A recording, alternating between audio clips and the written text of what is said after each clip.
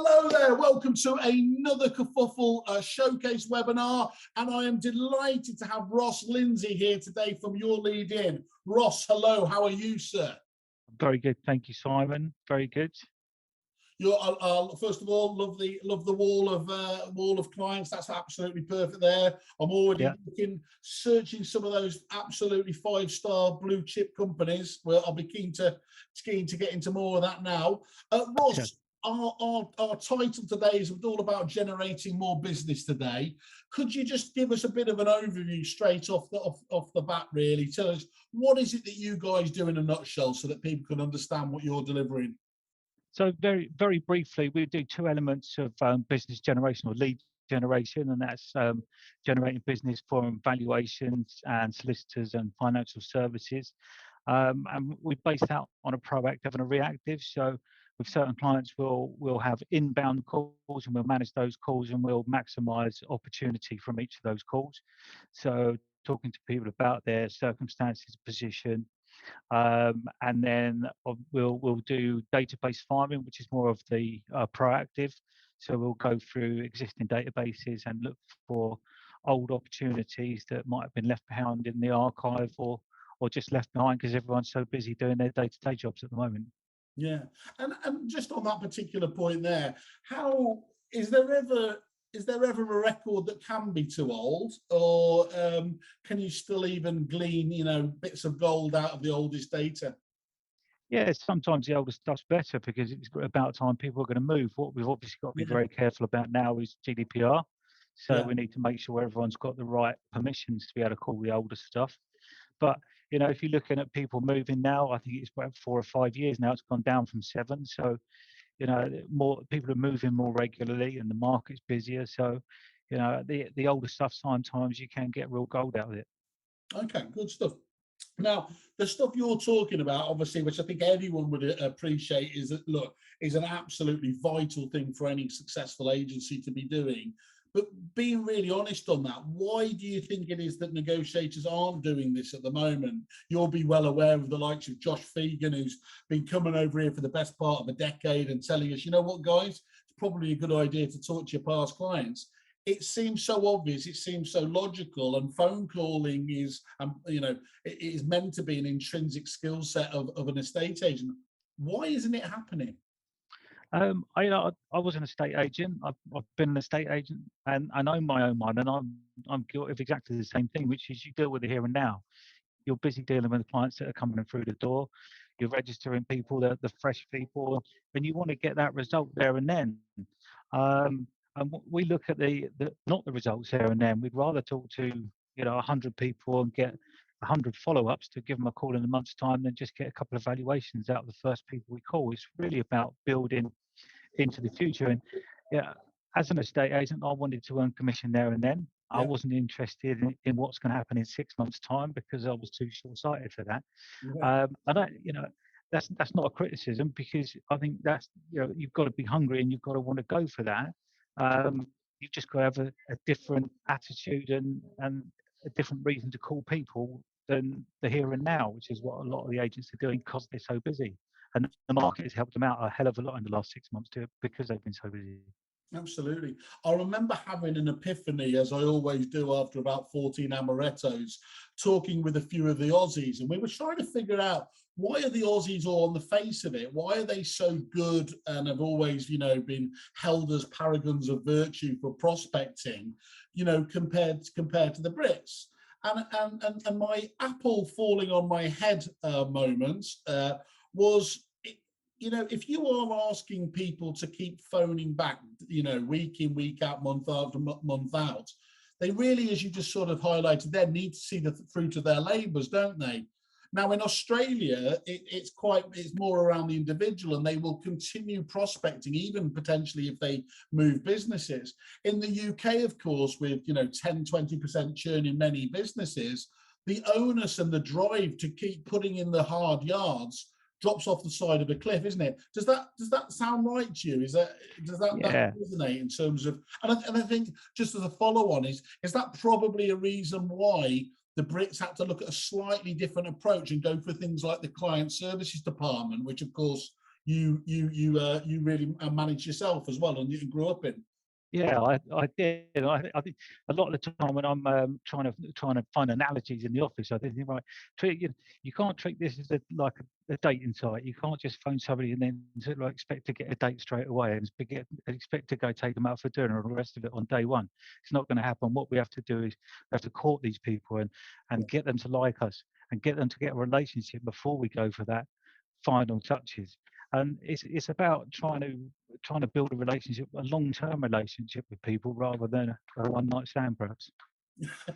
Well, that's all about just the raw numbers you throw at the dating app, isn't Yeah, it? To be fair, but yeah, I think you are right. I mean, Brits are absolutely, look, many agents, many businesses.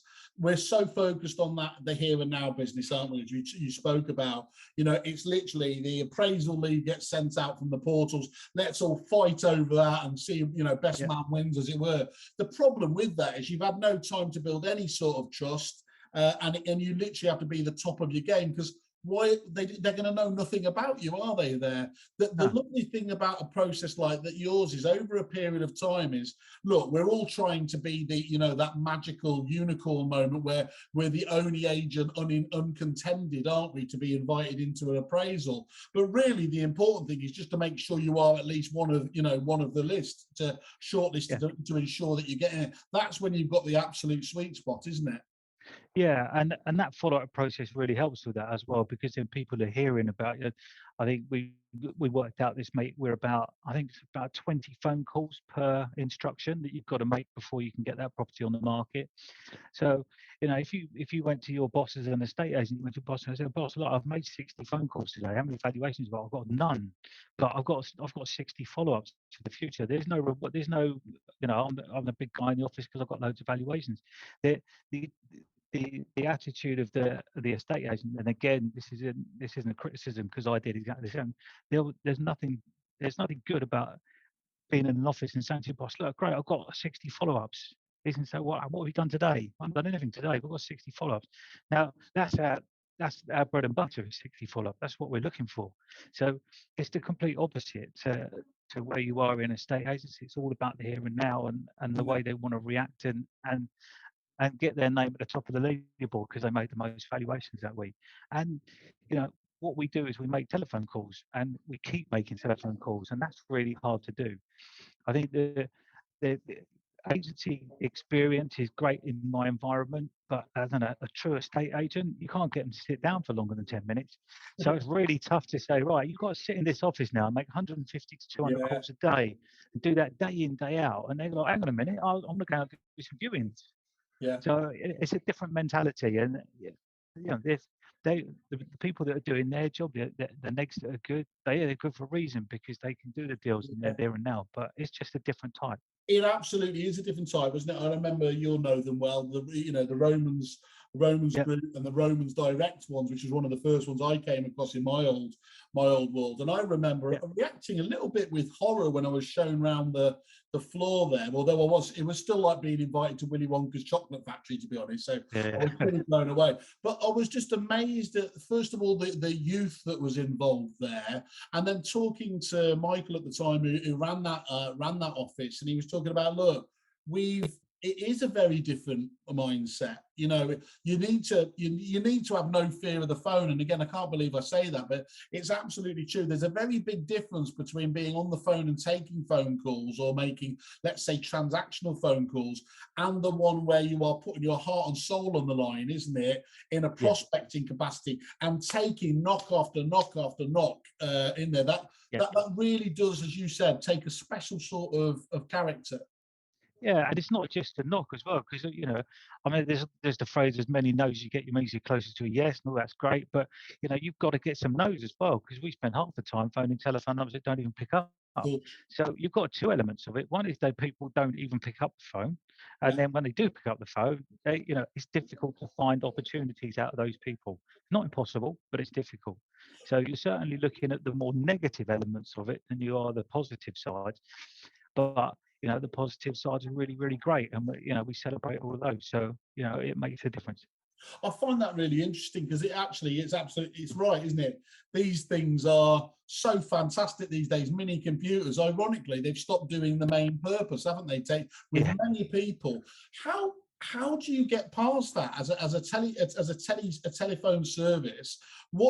How can you possibly get around that element where some people are just scanning phone numbers all the time, or just using their voicemail to decide who they should ring back? What's your approach there? It's a mixture of everything, really. I know that sounds a bit of a cop out to answer it, but you'll phone a lot of people. You'll see on a CRM, it will just say call no answer, no answer, no answer, no answer, no answer. But if you do that for long enough, right, they're either going to pick up and say, look, stop phoning me now because you phoned me once a week for 6 months. Can you do me a favour and just forget it? Or or they'll pick up the phone one day and say, actually, you just called me at the right time this time, and you just think you've been banging head against a brick wall for 6 months, and all of a sudden someone picks up the phone and you're like, actually, I do want some business done today. And it's just because they know who it is, they know that it's us calling, but they don't want to pick up because they don't need us yet. They'll Yeah. pick up when they're ready. And it's just like I said, it's the nurture and keep doing it, keep doing it.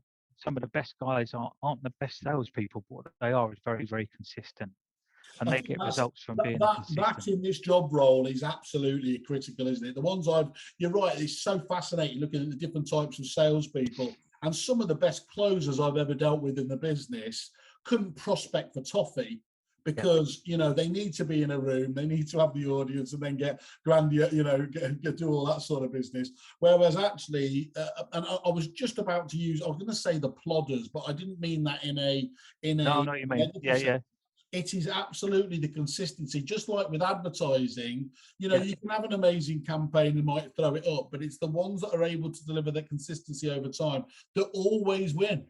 yeah. I say it's like a bouncy ball. You can throw it down the floor really hard and it'll bounce really high once, Yeah, or you can just keep bouncing it on the ground. Just keep going and keep going, just little bounces all the way through. And if you keep doing that, you'll get the success at the end of it. lovely. And that's what it's about, just keeping going. And you're right, it's not a plodder. I know what you mean, but it's just that consistency. And if you say to someone, "I phone you back in 6 months," phone them back in 6 months. Yeah, I think the reason the people who are calling them the plodders are the closers that can't be asked doing. Yeah, yeah, yeah, That's the other element there that I find interesting is I was really lucky enough to sit in with what he was known as for years Australian's main prospecting agent, a guy called James Tosterman, from Marshall White. Absolutely fantastic, off the scale in terms of the numbers there.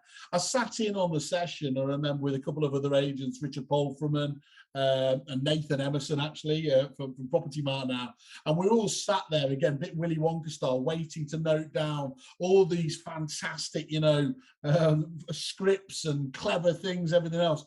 About half an hour in, we were looking at each other. It was like, I mean, don't get me wrong, there was some quite neat stuff, but there was nothing that you would say is, it was. And when we had the chance to talk to him afterwards, he made the point that I was amazed at how concise, how short some of the calls. And he said to him, that's half the key. It's not just some people, you're so pleased to get somebody on the phone call, you stay on there for far too long. And it might not be, don't get me wrong, it might be the other person actually quite enjoyed it. The problem is, just as you said before, if you know when you recognize that number, oh, bloody hell, that call's going to take me 20 minutes, half an hour, and I don't have that time, yeah, you're not going to answer it, are you? Whereas if they are, as they set the agenda, again, people like Josh Vegan, let them know from the outset of the call, this is only going to take a minute. They are far more likely to listen to you, aren't they, and get off.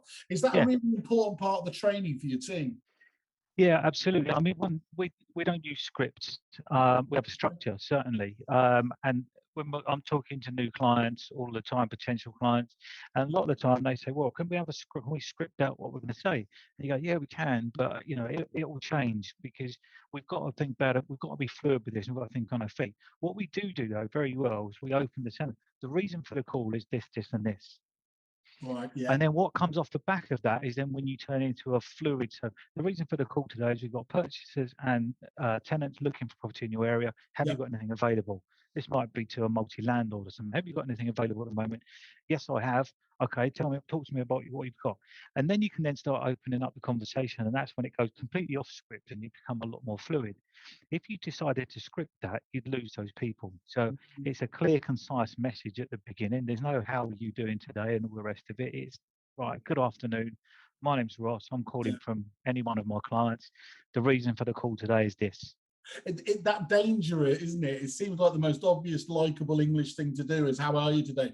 It actually really pisses people off, doesn't it? Yeah. If there's not a, it's like you Yeah. don't really care, or it just feels all forced, and that's where people have that initial kickback, don't they? And you've lost that again, that first minute to kind of do it. I think there's a lot to be said for, dare I say, that almost American. Let's get to the nuts of the matter more immediately. I do when I always think that I'm going to be phoning me up, and when I get a sales call and someone says to me, "Oh, good afternoon, is that Ross?" Yeah, it is. How are you? I genuinely say to them, "Why do you want to know?" So you're not going to get anywhere. So if they said, "Ross, the reason for the call today is I want to sell you a mobile phone," I say, "Thanks very much, but I don't want one." And with us, we pick our battles, and you could spend a long time on the telephone talking to someone who's really nice to talk to, but if you really have to spend that long trying to persuade them to do something, the chances are they're going to put the phone down and cancel anyway. So it's a soft approach, it's a nice approach, but it's direct and professional. Excellent. And what do you, in terms of like the communication side, in terms of the actual tools of the job, as it were, when people are looking at and looking at those phone calls, what do you do? Do you have area specific telephone numbers? Are you using mobile numbers? What's the approach or options that you and your clients can talk about? We've got VGNs, so each one of our clients has their own VGN, virtual geographical number. So if someone's they dial in with that number, and on our screen it will pop up and it will say the client and where that client, well, the client and then the applicant or vendor have their telephone number come up as well. So we know how to answer the phone. So if I might be looking after multiple clients on one day, which is unusual, but I might be just helping out to cover the phones. But I'll know how to answer the phone each time it calls in. So they come in with a virtual number and a virtual geographical number. Bear in mind, we've got clients from Dubai to Glasgow to Brighton. So covering the country and obviously going international as well. But we also then dial out from those VGNs as well. So if we're making calls out and we're outbound in data farming for a client, we'll call out on a virtual geographical number. Our email footers are the same as the client. We're completely white labeled. So to all intents and purposes, when the client on the applicant or the client sees us, it'll be as if we're sitting in a branch around the corner from them. That's really important, isn't it? So none of that kind of 0800, 0898 kind of 0845 or whatever, yeah, which instantly again, is just going to force the level of fall offs in terms of people answering. Okay, that's really interesting. And again, Ross, why do you think that agents don't do this so much in house? I mean, there are a smattering of agents we've spoken about. Obviously, Nick Dunning that you were previously at, Romans Direct, Foxton's, I think, famously down at Chiswick Park, were the guys who initially nailed this and got on there. But we are talking about relatively small numbers of some of the biggest agents, aren't we? Is it literally the cost and scalability that is needed to invest in this? Yeah, to do it, I think you need a good team to start with as well. So you've got to be able to spend the money on the salaries without getting an instant result, and that's always a bit of pill to swallow. And then you've got to have the right type of people that want to drive that department as well. So again, our estate agents the best people for it. I've spoken to a lot of agents and 10 to 15 branches that have tried to do it and it's failed because they get a really good agent in there who's really good at being an estate agent, but then isn't really good at doing what essentially is a call centre. It's exactly the same, though, isn't it, Ross? Just because they're a great agent doesn't mean they're going to be a good manager, does it? It's exactly the same there, and there's people always just think you can go up and down the scale depending on very different needs and requirements of the job. Yeah, and a lot of the time people are encouraged to do it too quickly as well. You know, I spent a little while as a neg, and they were saying, I remember my boss at the time said, well, you know, do we want to get to the position where you're now in a valuer's position? I just thought, no, I don't actually, because I want to be really, really good at what I'm doing here. And I stayed back for a little bit longer than probably I was encouraged to do. And that was my choice. But some people then are just encouraged, and some people are encouraged to do it or forced into it because they just need someone more senior in the office at that particular time. I think there's a danger with um, advancing people too quickly. Mm, And like you say, just because you're a really good valuer doesn't mean you're a really good manager. no. What do you, just as a cheeky question, what do you look for then when you're looking to recruit? Is it, do you actively try and recruit people who have been agents, or do you have that Foxton's approach where they would look for people outside of the industry so that they don't have preconceptions, or is it just the attitude you're looking for? 100% the attitude. Yeah, and Yeah. how do you stop that thing where, you know, I've done it myself. Oh, you know, are you good on the phone? You have no fear of the phone. How do you get to the? No one's going to say is actually, you know, I'm crap on that now. What's your way of getting to the bottom of whether that person is going to meet up your requirements, other than obviously seeing them in action? It's a bit like scripting a call. So it's when you script an interview. I think, right, here's my go-to questions. I'm going to have 10 or 15 questions. They're my go-tos. If I don't use any of them, I'm probably quite comfortable that I've had a good, nice conversation with this guy, because that's what we're all, or lady, because that's what we're all about. It's just having conversations with people.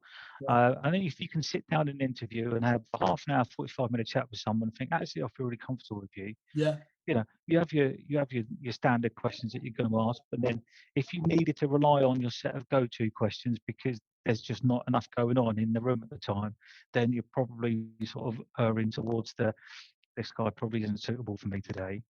And they might be really, really skilled at a state agency, but that's not necessarily a good thing. yeah. And everybody wants everything now, famously. Not just me with Uber Eats or delivery, but the expectation level isn't it? Especially, I can imagine if they're going to start paying for a service like yours, people will inevitably say, "Oh, well, I want to start seeing it." But that's not realistic, is it? Because we need to put in the time, energy, and everything else. What is a realistic time scale to start paying dividends using a service like yours, Ross? So realistically, I would say to anyone that I was in front of, we're looking at 4 to 6 months before you start to see any real value. Yeah. So But again, what it, like advertising, give it the consistency, give it the time and energy. You'll be able to. I mean, I'm assuming. What do you do? Feedback to them the amount of kind of calls you're making, so that they can see that at least the work and energy and activity is going into it. yeah, I mean, we're really, really lucky in terms of our client base. They don't micromanage us in any way, shape, or form. Um, I do report in, and if they ask for it, they get it. I do it for myself, so I know what the business is doing. Most of our clients just say, "There you go, crack on." Right. But then I've got other clients that we sit down with having a weekly meeting and say, right, we make this many calls, we've got this many referrals for you. Um, but all of that data is collected anyway. So if at any time anyone wanted that, we deliver it straight away. But you can have it in an MI pack once a week, or you can just have a face-to-face with me. Depends on what it is. We're really, really fluid and flexible in our terms of package, if you like. I was We going to know, ask in terms of the kind of commercials. I think from what I understand is you've actually got a few different options, haven't you? But yeah. so what's that? They're on the back. Some of them will be pay something up front. Obviously, there's going to be an element of results in there. But what is the Yeah. best thing? They have a chat with you, and you can come up with this kind of turnkey solution for them based on their requirements. Yeah, it really depends on what it is you're looking for, what you want to get out of it. We do one of our clients is paying us a fixed fee to make a certain amount of telephone calls, because that data set they give us might change on a weekly basis. They might say, right, this week I want you to analyze this lot for us. And there's no, for us, then there's no longevity of that. So we can't say, right, well, if I do some work over here for a week, in 6 months, I know I'm probably never going to see that data again. So what if I'm doing the same thing all the way through? It's easier to plan it out, and then we can then put a cost associated to it based on results or cost per acquisition. And then If it's not, if it's just you're right, here's a list of 1,000 people, Ross, and I want you to phone this 1,000 this week, another 1,000 next week, then we can set a cost on that.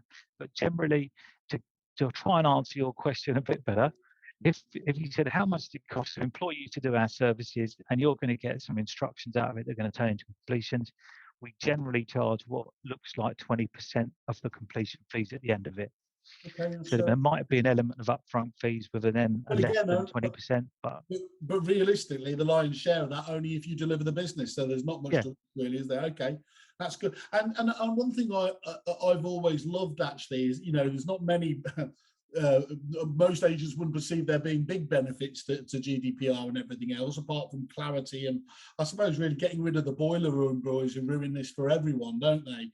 But yeah, actually, the service that you do does have a real GDPR benefit, doesn't it? Because if you are in contact with them, of course, there's your explanation in terms of, well, why you still contacting this person over the years. Is you've been having full and regular confirmation. Whereas if you've just left it locked away in your database, like so many agents, and you do get a complaint later on, you're on quite sticky ground there, aren't you? In terms of being able to defend it.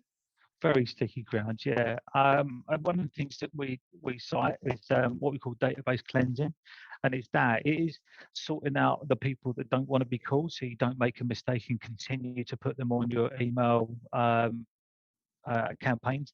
But also, as soon as we get a conversation with someone, I say, right, we'll give you a call in 6 months' time, and they say yes. That's a great tick in the GDPR box. Yeah, you got that, haven't you? Yeah, perfect. That's great. And we mentioned the telephone side of things. How does it work in terms of, literally kind of on the CRM side of things, the reminders? Do you have your own proprietary kind of call management software? Do you work with other agents? I mean, a number of those agents there, I can see a few of the repeat ones. There's duplicates in there. What's your approach in terms of what the agent's got on getting that data to you? And what do you use yourself? We don't use any proprietary data. It's just or proprietary systems. It's just their systems. Right, okay. All of the data remains theirs. We log in using a license that they provide for us. Great. So everything remains within their system. It's never extracted in any way. And so they're sure and they're safe as they can be with their own data, and we just upload our notes and our reports back into their system, and we rely really, really heavily on the information that's already in the system. That's fantastic then, Ross, isn't it? So there's no need for double entry or looking at integration or anything else. Else like that, and actually everyone, in days gone by, I can well imagine a few people raising their eyebrows. Look, guys, most of your teams have been working like that for the last 12, 18 months anyway, haven't they, logging in remotely? Yeah, exactly. And as an added protection, obviously we've got our SLAs that we have for our clients, we've got NDAs, and then we also back it up with data theft insurance, and that covers anyone here and anybody else that might get into our systems, and cyber attack as well. So we're as insured as we can be and as safe as we can be at the same time, and the clients are safe in the knowledge that they're controlling my license. So if there was ever a problem that was internally or externally, then they can just shut the system down from their end. Straight away, isn't it? Yeah, that's perfect. And in terms of, do you set? You mentioned SLAs there. What do the SLAs cover? Are they covering things like the amount of calls you're going to make, or obviously with incoming calls it's much easier? I mean, for example, do you have SLAs for some clients about the number of calls that you will make on a day? Yeah. We've got a couple of clients that just do call numbers, call volumes, and then we tell them, we separate each of the responses down into each category. So it might be this is a referral, so this is a potential valuation, so we send that in. This person said, don't ever call me again, please, because you phoned me too many times. This person said, oh, give me a call back in 6 months, and then we'll set those as different categories, and then we can report back on that. If you're working purely on the CPA, then the call volumes don't matter so much, as long as the client is getting results in. Okay, you touched on it earlier as well. Is that if you're using people's own CRM systems, you're going to get that's quite a wide spectrum, isn't it, in terms of the accuracy of the data? And as we all know, that's a vital element in terms of making sure this works and the conversion do this. How quickly will you know the quality of the data and be able to give honest feedback to the client about what you're able to, and I mean, is that the way you go? You look at the data and then say, look, this is the kind of gut feel we would imagine that we would be able to get out of that number of contacts, past clients and things like that. Are you able to estimate on that degree, or does that just take time to work out over for an individual client? Generally, the sort of information that is on the CRMs are pretty similar across most estate agencies. So it's quite easy to say, right, we know we can make, I know we make 100 telephone calls, we're going to get through to probably 35 people, and then we're going to have 10 decent conversations and probably get 5 bits of business out of them, whether that be on a financial sales referral, solicitors, or potentially evaluation. And we sort of work along those kind of lines. And Ross, in terms of, like, if I was an agent, of course, I'd want to make sure that you're protecting my brand. How can I be sure of that when you're using a service like Your Good Selves? I think that's a very, very common question. We start, as I said at the beginning, we start off scripting, and we say, look, this is how we're going to do it. And we get the agreement from the client to say that they're happy with us doing that process. And I know I said scripting and we don't use script, but it's more of a structure. So we're going to structure it. And depending on the client, will depend on the types of conversations. Some people say, right, I just want you to maximize everything out of every single applicant you get. Other people say, right, this is a real softly relationship approach.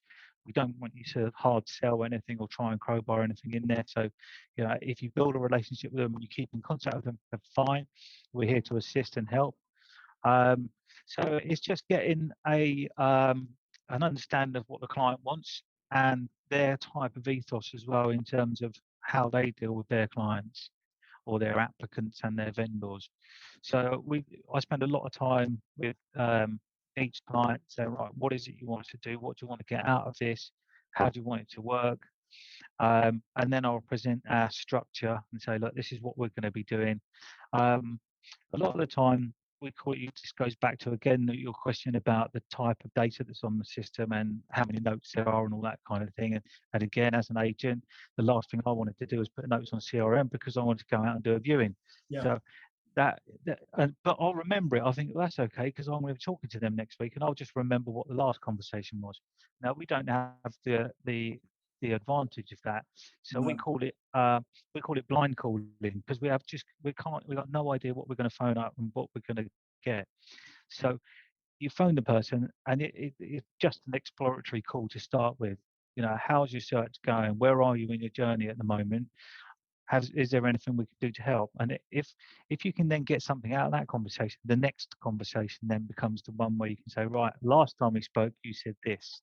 Yeah. Now, what position are we in now? You've got that frame of reference, it gets them comfortable, moves them on straight away. Yeah, exactly. But a lot of the time, a new client comes in, we'll spend a good couple of weeks going through as much as we can, just trying to get a feel for it, and then updating the notes ourselves. And then we rely heavily on our notes because we're making so many calls. There's just no way that you could remember everything that you've spoken to. So that's a real key. Notes on the system. Everyone knows what you're doing. Okay, so that onboarding process that you were kind of just alluding to there, how long does it kind of take to kind of get started with you in earnest? Yeah, really. I probably, by the time we've sorted out the telephone numbers, we've sorted out a plan of attack, what data we're going to attack first, probably take a couple of weeks. Not very long. Yeah. You could do it a lot quicker than that if you were just concentrating on it full time, but everyone has got everything else to do as well. So, I would say realistically to get going in full force, probably a couple of weeks, because we'll start to dip in and test data out as well. So we might look at archived applicants from 5 years ago or 4 years ago, whatever it is. So we're looking at the least contentious stuff first, especially if it's a new CRM for us. Yeah. Then we've got to learn the CRM. We've got to get up to speed on that, because these guys, once they go in, all of them can use the CRMs faster and better than I can. Yeah. So once they get going, that's a real, a really good, real key skill for them, and that they just want to just build that information and build the knowledge on the CRM and the client, and then they can start going. After a couple of weeks, we're fully on board, stuck into it. Excellent. And I'm guessing it's on an ongoing basis. It's quite important to remain you having a good relationship with the company and obviously the staff and everything else there. I've seen when it's been done wrong that there can be friction build up between client services departments, and there is the key to that about being very clear about what you're dealing with, what they should be dealing with, and who does what. Is that, talk us through to that element to make sure that you're working, you're actually working well together rather than against each other. Yeah, well, luckily I've had the advantage of doing it before Nick Dunning, and we did. I made a lot of the mistakes of Nick Dunning, and then we said, right, let's put this process in, because that wasn't there when I got there, so it was built from scratch. And that's the real key for it to be successful, is to make sure you've got a good relationship with the branch and they don't think you're trying to take something off them. As soon as they think you're trying to nick something or trying to get one over on them or trying to expose them, then that's when it becomes a problem. Even though Ross, a lot of the time actually they won't have been doing the job. Doing it. That's a very common thing, isn't it? It's like, I was going to call them tomorrow. But you didn't, did you? Yeah. So, and where it works really, really well is when the branches have got the buy-in, and you start to get a relationship with the guys here, and then they're on first note, and then you'll get to a point where the branch managers go, look, I've been phoning this group of people for ages, and no one's. Can you just phone them from a different number? And they start to hand you stuff, and then it becomes really, really productive for both sides, and you start working together, and then they're more likely to do a great job of the valuation for you because they want to get it on. Not they didn't want to get on it, but you know what it is when you're working with someone that you enjoy working with, the results are always better. Okay, yeah, it makes perfect sense. And look, it's been obviously a massively busy period, hasn't it? Has that helped or hindered you at the moment? And what are agents? I mean, on the one hand, obviously they're massively short of stock, so there's the obvious one is your phone's going to be ringing, I would have thought, after this. But has it just been difficult actually getting through to people as well? What's been the dynamic of the lockdown period for you? I think there's been more that's been left behind, if that makes sense, because there's people working from home, so it's a little bit more difficult. Then you're not as knitted as you were as a branch, so you get a bit lost in communication in some places. So we're there just to support and sweep up from those, the here and now that everyone's dealing with. We can then come along and then help people sweep up after that and make sure that there's nothing left behind. We're the broom wagon. Yeah, excellent. And it's not just, look, you're not just as you said before, it's not just telephone though, is it? You do mix up things like social media campaigns, you're taking incoming calls, you're doing portal inquiries, so you're using a variety of different, what do they call it, omni-channel, to make sure that you're as effective as you can be. That's quite important, isn't it, to add in Ross as well, because that there are loads of obviously telesales, telemarketing companies out there, but they're not going to have the combination of your industry knowledge and using tools like that cleverly as well to get the best results. Yeah, I mean, you're 100% spot on in terms of all the different the omni channels, as you're right. So we can take portal leads in, and what's different, I suppose, the key on that element of it is if you've got valuation inquiry calls coming in, you've got portal inquiries coming in, they're being dealt with by the same set of people day in, day out. And it's not a person here or a person over there. So what you can look at then is, right, I can look at my results and say, well, if I get 10 valuations in and they're all coming to the same department, that's much easier to look at the quality of the valuations and your return on investment as well. So you can say, right, we've got to get 100 calls from Facebook and we get 100 calls from Rightmove. They're all coming into the same department. They're all getting dealt with in exactly the same way, but one has a better result than the other. Now, if you split all of those calls amongst lots and lots of different people, and that whether that be different people in different call handling scenarios, so different bigger telephone handling companies, or your own branches indeed, it's much harder to tell what's good and what's not good, because you might get 5 valuations go into Reading branch and 10 valuations go into the Oxford branch, and they're being dealt with very differently. So how do we know if they're successful or the advertising route successful. So what we do is we give you the ability to look at that and go, right, well, we know we've got 100 valuation inquiries have gone in there, and we can see the results from all of it because they were all done in exactly the same way. So it's much easier to see your return on investment as well. Excellent. And look, you've been, I mean, if I'm looking to kind of wind this up now in terms of what we've learned from this, in terms of there, look, you can do portal inquiry handling as a takeaway. Yep. You do call handling there. You know, how you do it is absolutely vital because you've got that proactive front. You're using all the tricks of the trade, but, you know, in a white labeled sense, everything else, and critically all built off the background of the knowledge that you've built up in some of these really successful businesses. Yeah, yeah. I should have done this bit at the outset because this probably would have had people even more on the edge of their seat there. But I asked you a couple of the, you know, to identify a couple of stats that might sort of, you know, get people's attention. And there was a couple that jumped out at me when you came back to me. With one of your new clients, you said you increased their valuations by 400% on inbound applicant inquiries. Can you just give a bit of context around that? You don't obviously have to say who they are, but just tell us. Well, again, and I think agents and I were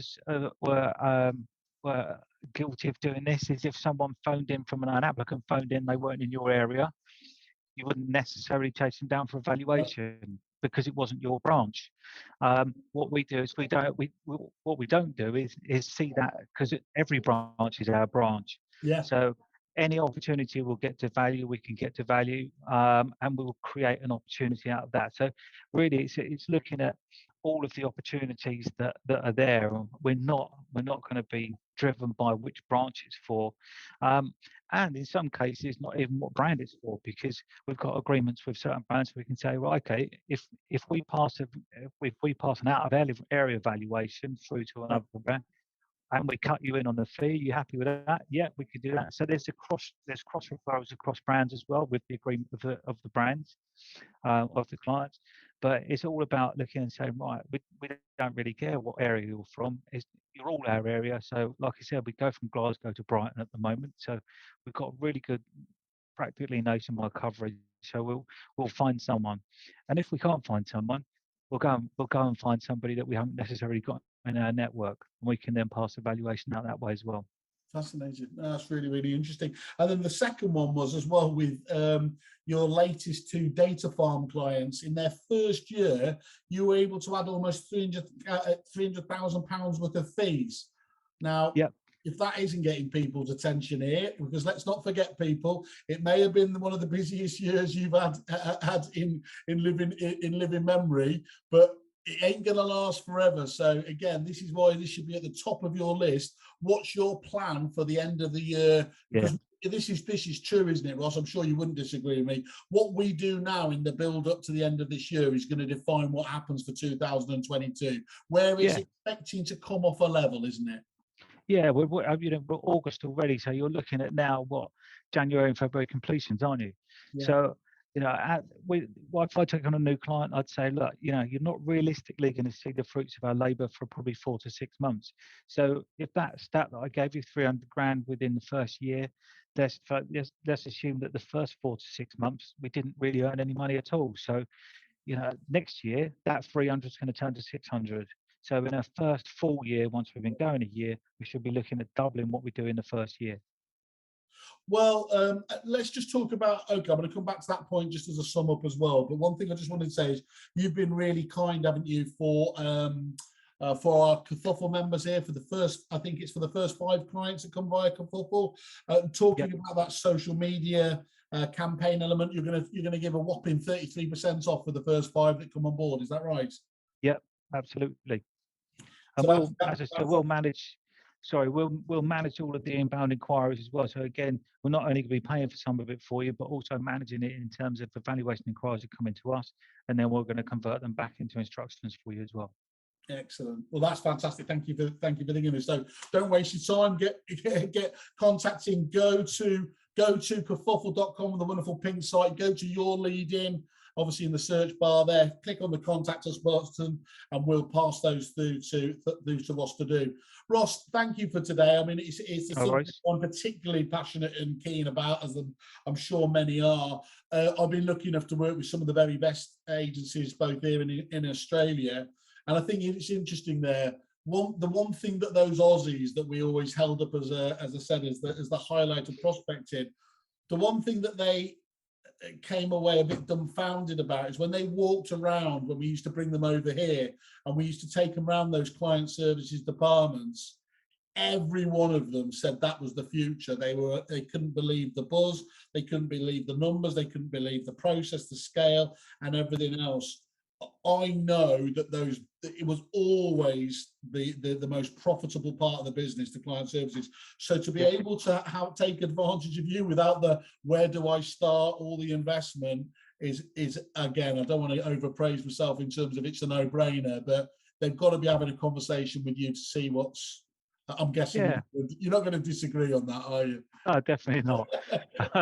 And by all means, if you people wanted to come down, I'm happy to take visitors in as well. So if you want to come and have a look at the operation, more than welcome to. One of my last clients wanted to talk to a few of our existing clients, and that was done. And there's like I said before, we're really fluid. So whatever you want to do, come and have a chat with us. Great stuff. Okay, well, for today, we'll catch up over the few months as well. I'm sure we've got loads we can be catching on with. But for today, Ross, thank you very much for your time. No worries. Thank you. Cheers, mate. Bye-bye. Cheers. Bye.